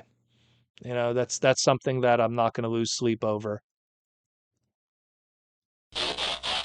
Uh, as if as if Proto Man pays, he's a god in the industry. Well, I don't pay for the Hasbro ones. Shout out to Emily. Emily Emily hooks me up with the San Diego stuff. She's awesome. Emily and Nate, they always they always cover my butt. But the point is that like if I had to pay, I don't know. It's it's not for me. It's not for me. Like I'm very picky with that stuff. Like the uh the Jetfire set that they did last time, like it was all about the two little Void rival characters. It's you have to have a product that's like, I mean, when they did that Death's Head, that won me. Like Death's Head, Marvel Legends, I didn't even think twice. I got two of them. Didn't even think twice. That's a different story. And I paid for those, by the way. I paid for those ones. Those weren't gifted to me. So those were really good. But man, like some of the others, I could wait. And a lot of the SDCC exclusives, they end up at GameStop afterwards. I know a lot of the SDCC stuff ended up at my GameStop afterwards locally here, so they're exclusive to a degree, but they're also available elsewhere. Sarah, display case for transform into Metroplex, an idea business for third. What? Display case that transforms into Metroplex, an idea of business for third party. Well, I mean, that'd be a very big display case. It would have to be made of plastic. That means it would be very heavy. And for it to be a display case, it would have to be pretty big. We do have Transformers that kind of already are like display pieces where you could put figures in them. Rescue Bots did a giant, like huge Optimus figure that it's very simple. Doesn't transform, but the chest opens and you could display little transformers in his chest. So it kind of acts as a display case in a sense. I forget what it was called. I have it. I picked it up on clearance from uh from Ollie's a long time ago when I went down to the States, which speaking of which, I'm probably going to do a trip at some point again before TFCon Toronto. I'm just not sure when yet. Uh but yeah, it is what it is, man. It is what it is. Uh but it's something where I mean, the other exclusives I'm kind of hope I want to see what Bandai's booth is going to have because they're probably going to have a lot of cool Ultraman stuff that I always look forward to, like trading card stuff. I look forward to all the trading card companies there, Upper Deck and Tops. They always have really cool booths at the show, so I'm looking forward to them. And most importantly, what is Jada up to? Jada every year has awesome exclusives. They're Street Fighter recolors. They're probably going to have another Mega Man thing. Last year they did the Met Pack, which was amazing. You know, loved that. And that also ended up at GameStop afterwards, and people were picking it up on the cheap. So I'm going to wait it out. I'm going to wait it out. Uh, I have an exclusive for San Diego that's going to be coming soon. I'll let you know about that when that comes, related to my book, a little collaboration project. So stay tuned for that. That'll be announced soon. And yeah, just a lot of cool stuff. But there's gonna be a lot of big reveals, assuming they don't all get revealed before the show. I'm trying to remember if was every item spoiled last year. Trying to remember. I think most stuff was spoiled. I think there was one or two items. Oh, it was the Amalgamus wasn't spoiled. Amalgamus Prime was the big reveal. Everything else was spoiled though, unfortunately. Everything else was like leaked online in some shape or form. Joseph Ryder, what about Udon or Symbiote? I hear you will be showing their exclusives on Steam. On stream, excuse me. Steam is like a stream. Udon, we will probably reveal the exclusive. I'd have to say a week before the show is probably when because it'll probably come off the printer 2 weeks before the show, and then we'll have the exclusive cover reveal then. Stay tuned for that. It's really cool. I almost feel bad because I think a lot of people are going to want it, and there's just not going to be enough to go around, unfortunately, because it will be a San Diego exclusive. Which I always hate that when it's like a really cool cover and people really want it and there's just not enough. Like I feel bad with that stuff, but San Diego always wants something cool. And Symbiote has some plushes that are coming soon, which we'll reveal here on the podcast when the time comes, which will also be before the show. I don't have a date yet for that reveal, but stay tuned for that. T-Formers 2002. Yeah, man. BotCon. So I'll talk about T-Formers 2002. Want to talk with the talk about the new BotCon 2-pack with Timeline, Sideburn, and Universe Motormaster. That looks super cool. That is really, really cool. I love the box art that was done for it also, using the old box art from back in the day and recoloring it. That's really cool. But that's YOLO Park. I like YOLO Park stuff and Aldi and everything. So like that is really cool what they're doing there. Very down with that. I'm gonna try to figure out a way to get my hands on one because I'm good friends with some of the organizers there, so I could probably work something out, make that happen. Andrew, I can't buy off of Aaron's site. It keeps saying no delivery for chosen. Everything is filled out. I need help. Aaron, someone says they have problems. I'll look into it. What country are you in? It happens. It's good to know that. It's good to know that we know that it's happening.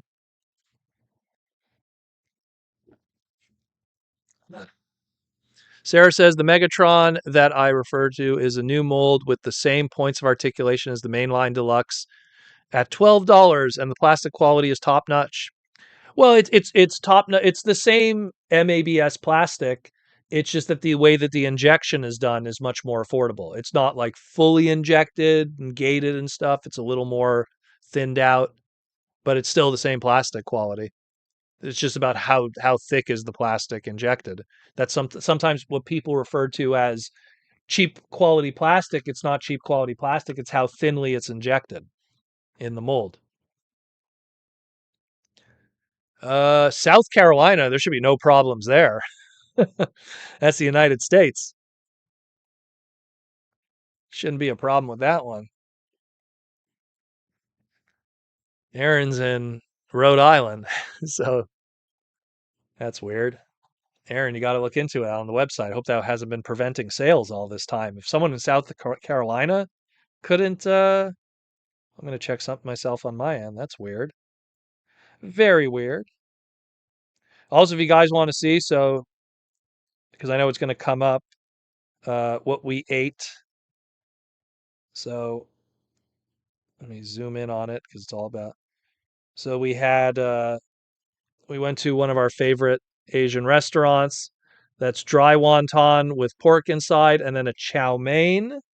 And then the second one, this is the dry noodle chow mein, beef and Canadian broccoli, dry chow mein. My phone is dying. I should have charged it. And then she had her plate, which is chicken and black bean. We got that. It's a Asian restaurant we go to all the time. It's like half Chinese, half Vietnamese. So we went to go eat that for my birthday. Have that good stuff. And then we went afterwards to Dairy Queen. And then I had a Blizzard Smarties edition. Smarties is a Canadian exclusive Blizzard through Dairy Queen because I figured why not. And it was $9 for that Blizzard, and I was like, wow, okay, expensive for a medium. And then I was reminded why I don't eat at Dairy Queen that often. I could have just got like a McDonald's. I could have got a McDonald's McFlurry and just put the Smarties directly from the dollar store in there. Would have been a lot cheaper. But yeah, there's that. Good stuff. But anyways, I hope people were able to get this safely. So far, it looks like there's been no returns and no QC reports on this guy. Nice, strong joints on him. You could hear that. Like, just great figure. Great figure. Just, I feel it could have been a retail product. That's my only gripe. My only gripe.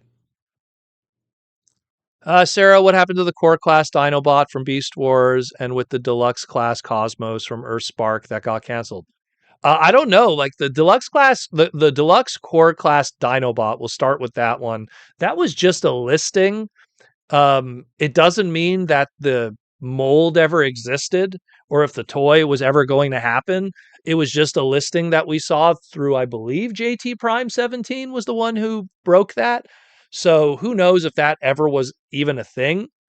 Um, and then the deluxe core class Cosmos is a classic example of sometimes a toy is designed and it gets past the test shot phase, it's ready to go. And keep in mind, these toys are planned a year in advance in some cases, and the line performs so poorly that it gets canceled before it gets released.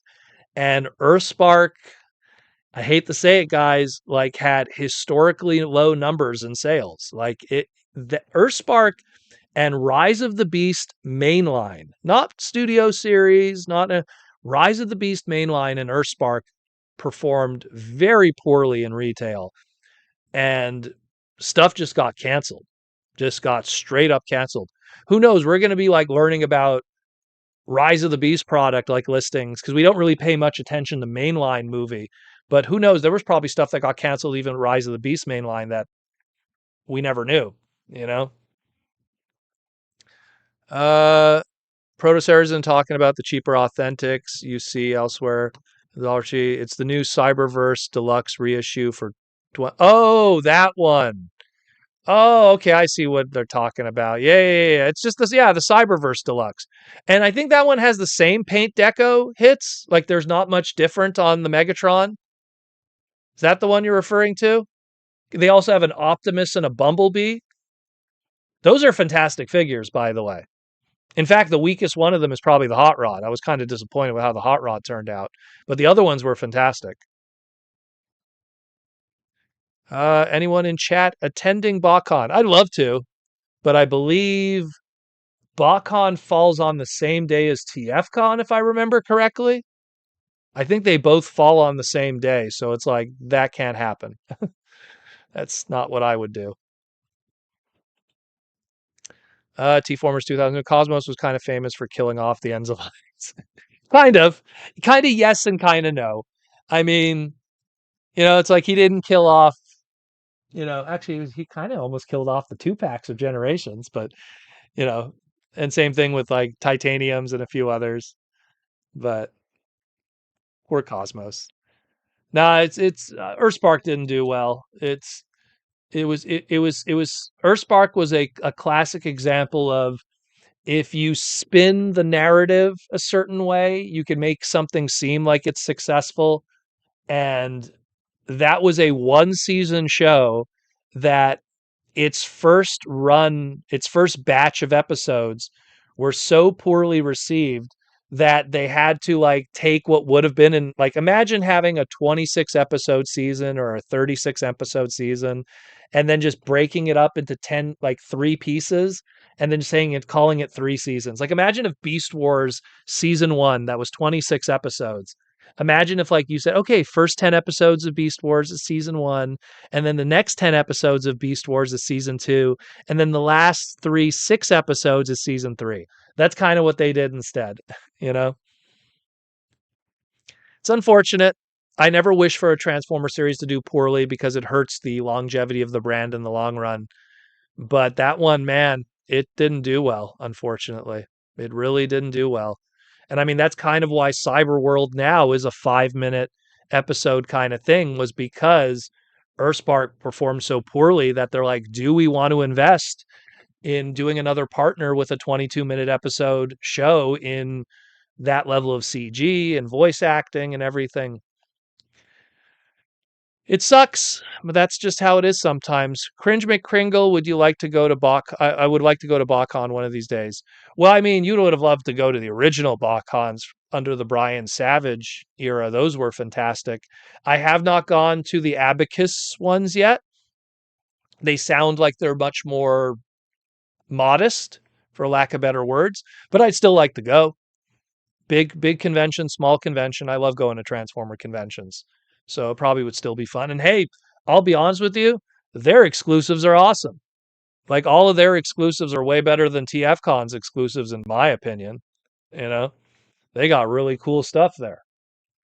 So between those YOLO Park ones and the Carbot stuff, that's all pretty cool. So I'm down for that. You know, but the fact that I think they did it the same day as TFCon Toronto, that is not the way to go about it, my friends. That you had to have could have found another date. You know, do it during San Diego Comic-Con or something. You know, like you're more likely to get the audience that matters to you correctly through that. You're not really, if you do a con on San Diego, again, no selfishness because I'd be at San Diego. But if you did it during San Diego, I think you'd have more people because I don't think there's too much of a crossover there. I don't count. I'm saying like in general. And BotCon's an affordable show to go to. Nice hotel rooms from what I saw when they went to the Metroplex, I think it was. So very, very cool. Very, very cool. And then, again, the people who run the show are awesome. I have no hate for the new BotCon crew. I think they do a lot of cool stuff.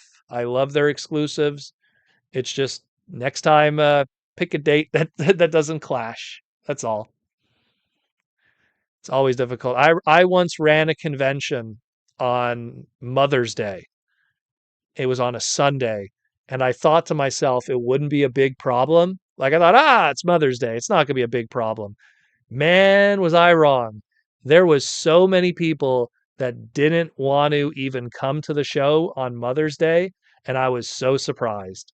Like I was like ridiculously surprised by that because I figured, okay, you go see your mom and you come to the show, you spend a couple hours, you leave. I had dealers that didn't want to do the show.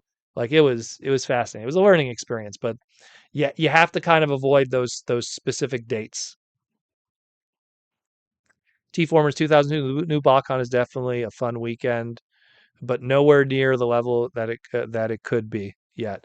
Well, again, I'm spoiled by being able to experience those fun publication era BotCons. Those were something else. But those were also kind of, they were done through, fun publication, but Hasbro also was very present at those shows, both in terms of like in the dealer room, panels, the exclusives. Like Hasbro was very, very, very present, and that gave it that extra gloss that made them so great. Where TFCon, unfortunately, that's not the case, and the current BotCon, unfortunately, that's not the case. One day that might change, but we shall see. Patrick Brown, moms matter, Proto.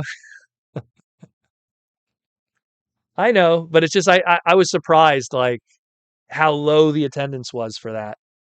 You know, I hate to say it. Look, if it's Mother's Day and I was going to a local convention, I'd hit up the con and then go see my mom. You know what I mean? Like you could do both.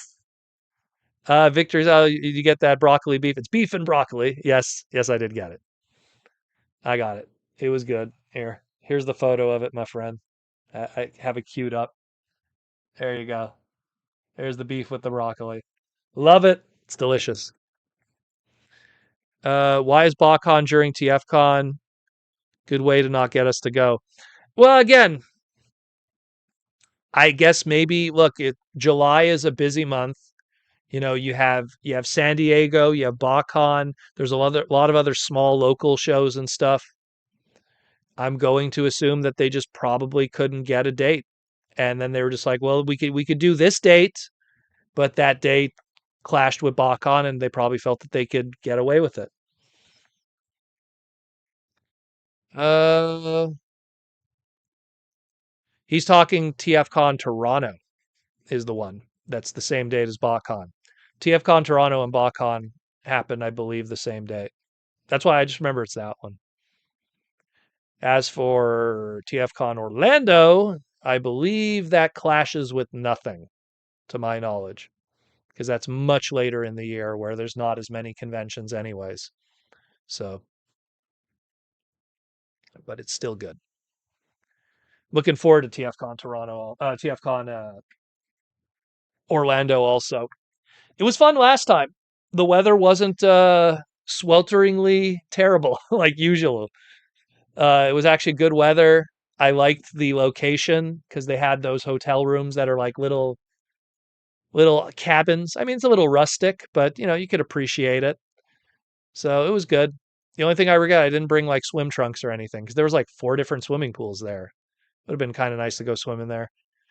Cringeby Kringle, I made sure to let the BotCon organizers know I couldn't be at the show as a vendor due to it being the same day as Toronto. Yeah, that's the problem. Like, and the thing is that they obviously, because they announced their date after Toronto, so I'm going to assume, could be wrong, could be wrong. I'll admit it if I'm wrong, but I'm assuming that they probably were very well aware of Toronto's date. So it's something that, man, like it's a shame that they couldn't have found something else because I would have loved to go. I would have loved to go also. You know, that's the first time I met Proto. I met you at the bar, if I remember correctly, Big Bot Bodega. I remember it was the hotel bar, which was oddly kind of part of the lobby. Very weird kind of setup. I remember that quite crystal clear. I try not to forget those things. And I remember I think Aaron messaged me because I couldn't find him.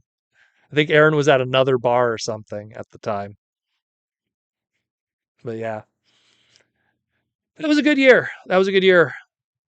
A lot of cool stuff. That was the year that I met Retro Rat, who was a Florida toy collector business, and he had a really cool booth with a lot of good stuff. Really loved his. He had great prices, great inventory, and I always respect a guy who has like deep knowledge. He had a lot of knowledge of stuff too, of like all different kind of toy brands. So got to meet him. He was another cool dude to do it. Ninjatron. Hopefully someday I will get to meet Proto Man if I'm not too shy. One day, Ninjatron. One day. One day. One day. I mean, it's not like you were on the podcast live or something and we have evidence of that. Oh gosh. But yeah. No, the Orlando show was really good. Like I'll admit it, like BotCon Orlando, BotCon Disney was terrible. It was the worst BotCon ever. But BotCon, I mean TFCon Orlando was good, but the weather was good. It was a later in the year. It was pretty comfortable, you know. Good dealer room. It wasn't like swamp ass as I like to call it, like BotCon Orlando was terrible. Oh my god. Like the dealer room was, oh geez, you wanted to die. It was not good, but otherwise, man, great stuff. Fawn Heart, also TFCon Toronto, is in Canada versus BotCon in the States. Yeah, but I mean, you could do both. you know, you just get you just get a passport and you do your thing. That's how it works. You know, that's how it works. You just get your passport. I always tell people like, you know, going to going to TFCon in Canada, the one positive with that is stuff is cheaper. So you're going to realize how far your American dollar goes in terms of purchasing power. And sometimes you find some really cool stuff that's just unique to a Canadian market. So you see a lot of cool things. Did I meet you first time at Orlando, Fawnhart? Was it at Orlando the first time? That I don't recall. I thought it was before that. Huh. Was it Orlando? Because Orlando, I remember like that year I was selling my buddy Genzao. He's the guy who ran what's it called there? Sir Toys for years. He ran Sir Toys. And he was closing up Sir Toys He was like, finally retiring from the business, and he contacted me and he's like, "Hey, Proto Man, I got like a garbage bag full of Micromaster hot rod bootlegs. Do you want it? Just pay shipping." And I was like, "Oh, okay, sure, no problem." And at the last moment, I decided I was going to be doing Orlando TFCon with Aaron, and I didn't have enough time to create some TFCon exclusives. So I just brought those bag of Micromasters for people, and people loved it. Like it was doing very well. It was Micromasters and Transformer One trading cards, like, and that did pretty good. People loved it. Hey, you get all the colors of the rainbow. Pick your favorite flavor of hot rod. It was fun. It was very fun. T-Formers 2002, first time I met Proto was at the '03 TFCon charity auction. Was it the '03 one? Really? I don't remember. I could have swore it was earlier than that when the internet was down. Man, 2022 TFCon was a nightmare. Like internet blackout. Oh my goodness. People writing down, like the hotel writing down people's credit card numbers by hand, and me going like, "Oh boy, be careful with that information." Uh, oh, you were with Blind Prime. Okay. Okay, now I remember. Now I remember. Yeah, I brought a bunch of Micromat. It was fun. I always want to have some kind of unique item at my booth, you know? And they were so weird. And there was like, "Hey, do you want to have hot rod in pink? Do you want to have hot rod in purple? Do you want to have hot rod in green and brown and yellow?" Like just brought some wacky stuff. Yeah, so, Fawn Hearts, so many people bought like one of every one of them. They thought it was so cool. And the cool thing about like bootlegs like that, you don't see those very often. It's not like something like if you went on eBay right now, you'd find them. Like they don't kick around that easily. That week, it's Ninjatron. That weekend in Toronto with no internet was like camping. Well, you know what? It was still cool because at the end of the day, we should all be socializing anyways and not staring at our phones. But it was just the business side of it. Like people couldn't do transactions for the internet. That's the first thing that sucked. The second thing that sucked was like, if you wanted to do live streaming like on the Sunday, which it kind of recovered by then, but there was just a lot of like business stuff that got messed up. And again, the whole hotel was like a mess. Like they couldn't do anything right. I think that like because TFCon staff usually um their credit card gets charged to a different area that then Colin takes care of, but that got screwed up too. There was a whole bunch of weird things that happened. Fawnhart, I live in the Space Coast next to NASA. Oh, damn. That's cool. Until a spaceship goes off. That's cool though. Uh, but yeah, I mean, at the end of the day, it's always cool meeting you guys. You know, I always like to like when people come to the booth and they're like, "Oh, I really like it. Please." And I always ask this. I know some people they're embarrassed. Let me know your screen name because I have pretty good memory with that.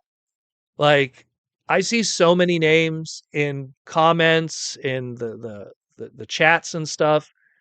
There's a strong chance if if you've put your name out there for me to see, I would probably have seen it. So that's why people, but sometimes people are there too. I'm like, "Oh, you probably won't remember me." I might. It's worth a shot, and don't feel embarrassed.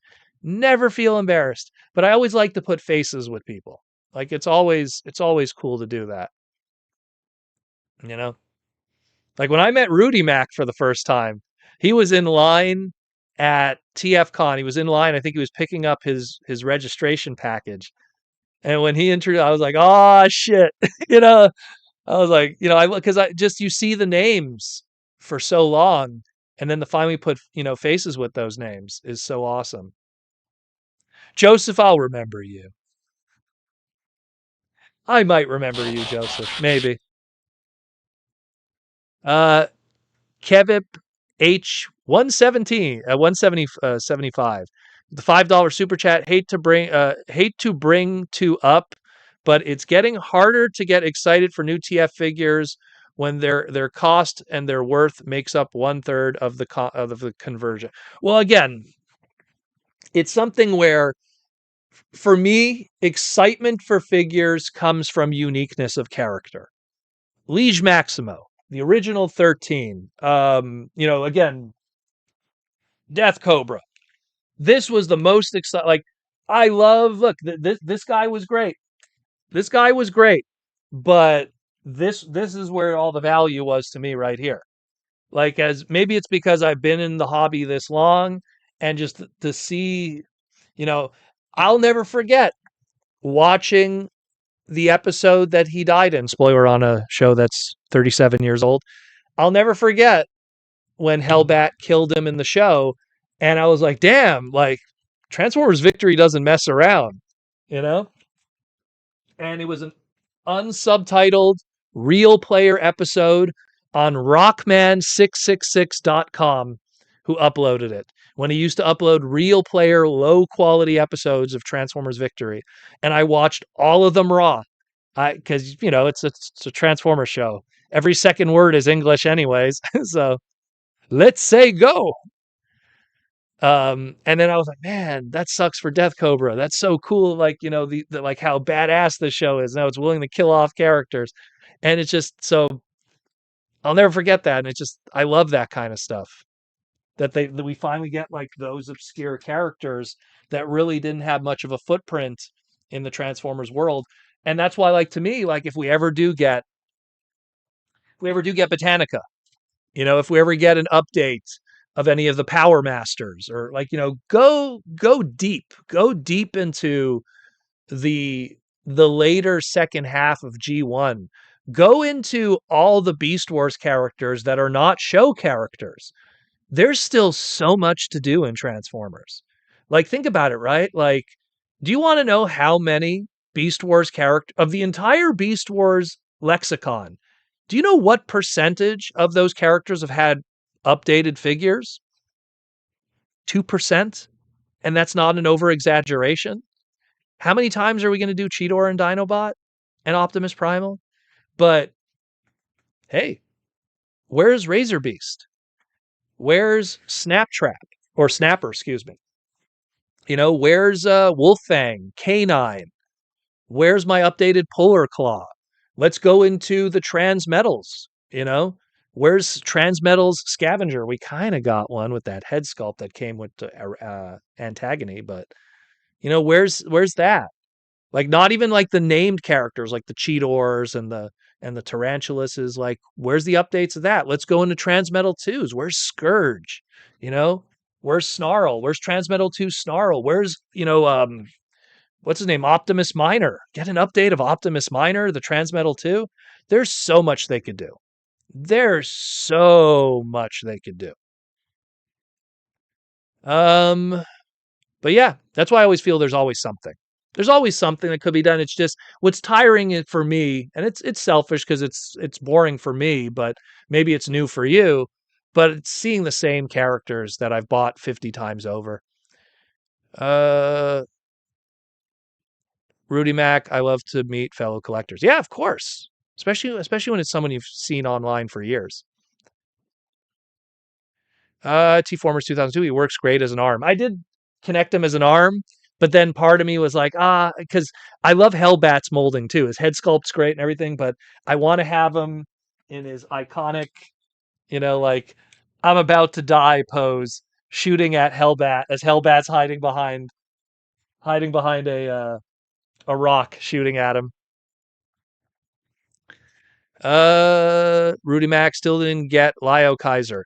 Canadians supposedly should be getting all of them soon. Again, the fact that I even have Lio Kaiser right now is actually kind of weird. I contacted Jason, who's my Hasbro like rep guy for marketing, and I was like, really? Like, you're sending? Because I usually, like, no joke, I should have been getting this in like August, but it was because there was so few returns that they were confident. They were like, okay, like usually, like, I mean, let's not talk about Omega Prime. That was a whole different, but like something like Star Saber. Star Saber, there was people that were contacting them going like, hey, the Chrome scratched, I want a replacement. They always have some kind of margin of people wanting returns or parts replaced. There was nothing of that, you know? Baboom, that's another great one. Oh my God, I gave an update of Baboom, aka Apache, you know? So many good ones. No love for Transketo, the ultimate shelf warmer.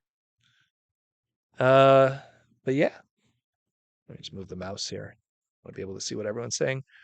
T-Formers 2000 earlier this week, someone was showing off the prototype of the canceled masterpiece Artemis.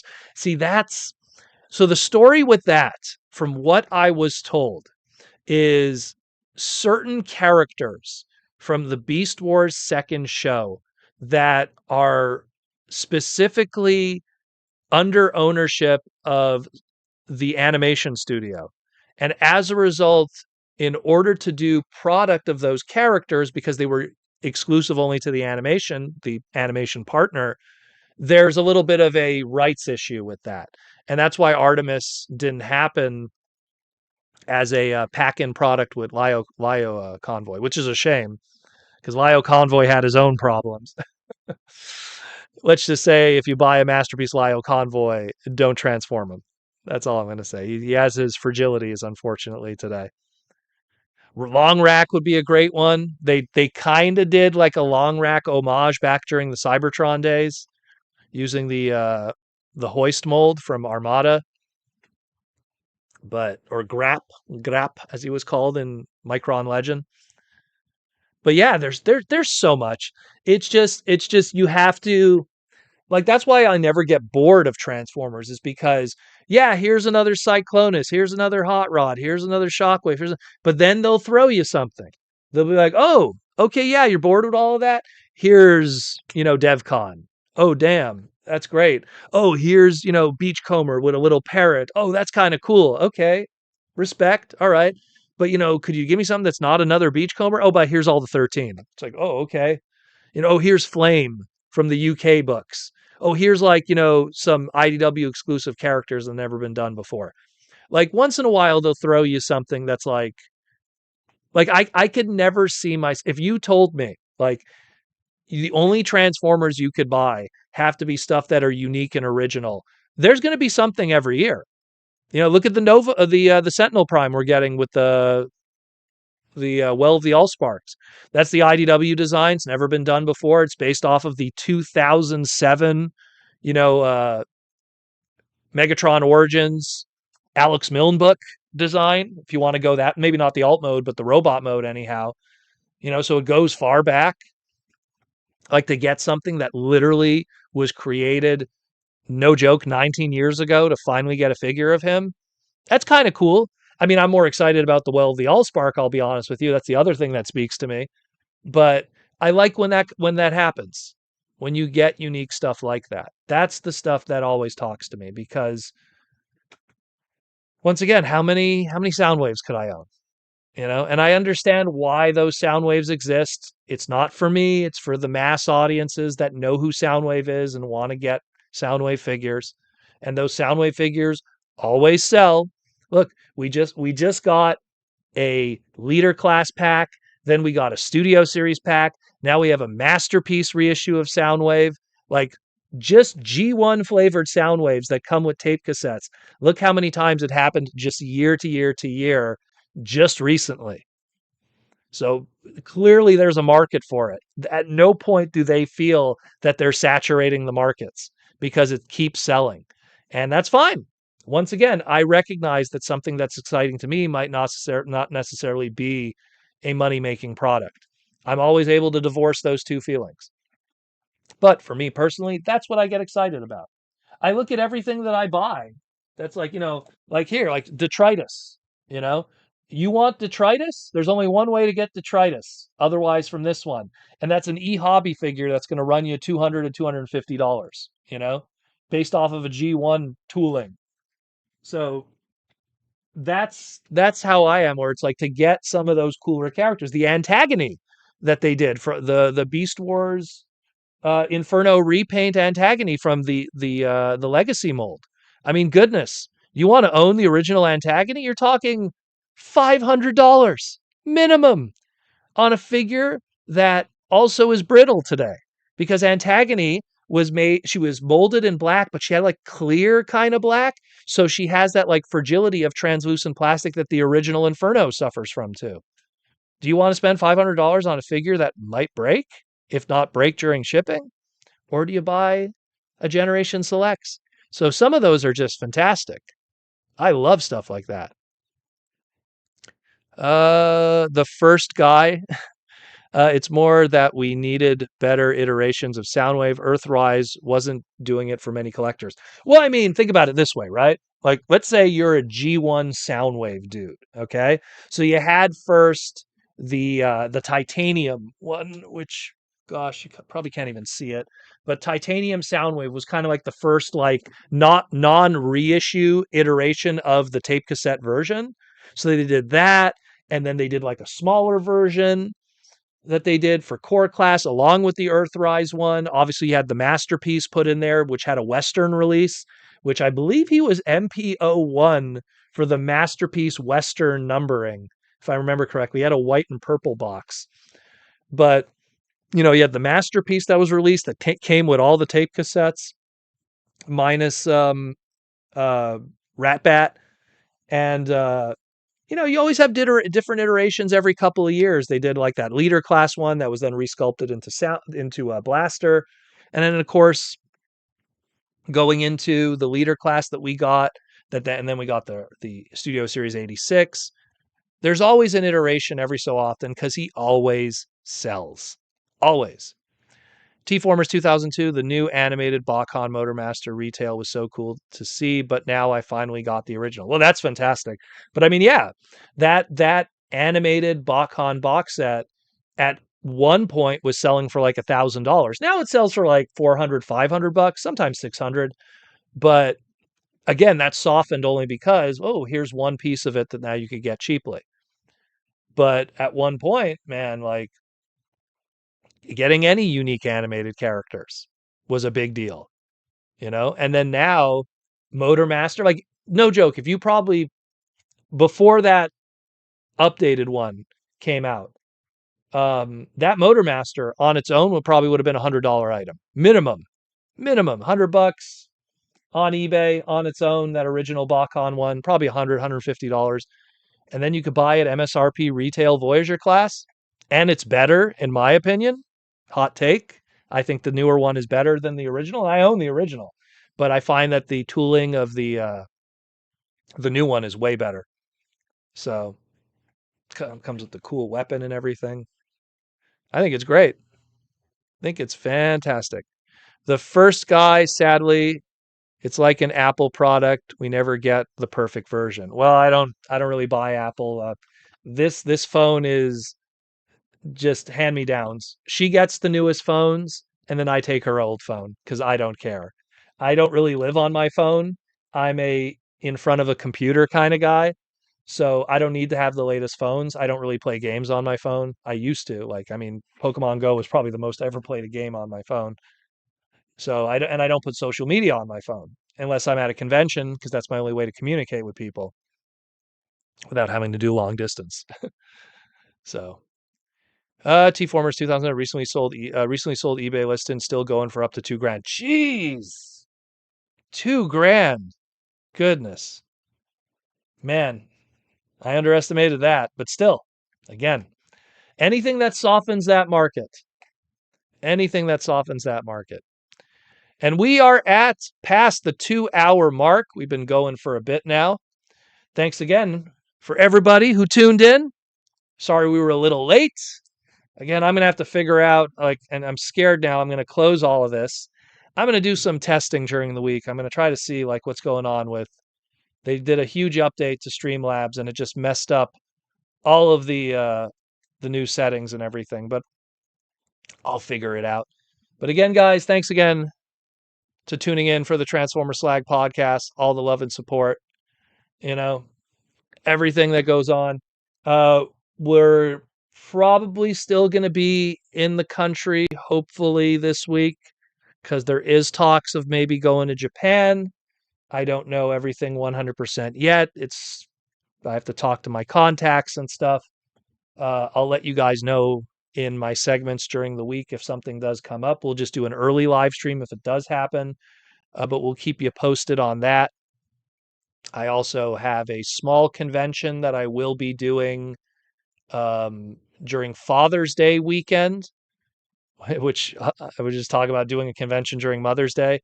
I'm going to be doing a convention during Father's Day weekend, but I think I'll be back in time to do the live stream on that one because I know it doesn't run too late, that show.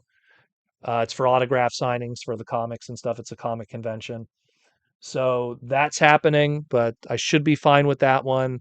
And then we're going to enter July, TFCon, San Diego Comic-Con, Otaku-thon, like just boom, boom, boom, boom, boom. So that's going to be hype too.